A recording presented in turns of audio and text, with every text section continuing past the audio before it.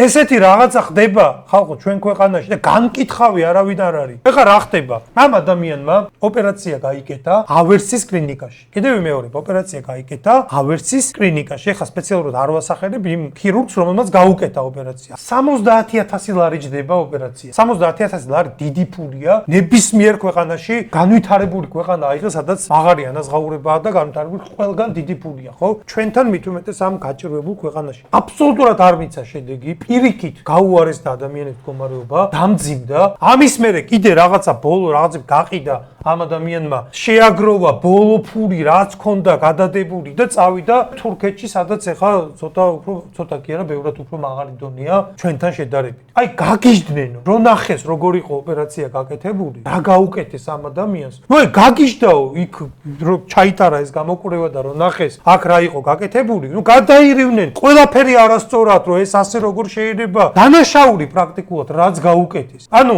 აქ იმდენად დაბალ დონეზეა და იქ იგივე ფული გადაახტევინეს სხვათა შორის. ანუ აქ რაც ღირს, იგივე ჯდება იქ. შედარება არ არის, იქ არის უმაღლესი დონე. აქ რაც გაუკეთეს, რო არ გაეკეთებინა ჯობდა, უარეს მდგომარეობაში ჩააგდეს. ყველაფერი შეიძლება ბიზნესად და ფულის კეთების საშუალებად გადააქციო. ეგეთი უამრავი ადამიანია, კაცო. დღეს ველაპარაკე ამ ადამიანს და მე კიდე გავიმეორებ, ამ ადამიანს მოვიყვან გადაცემაში და თვითონ ილაპარაკებს. კონსერვატორების საქართველოსთვის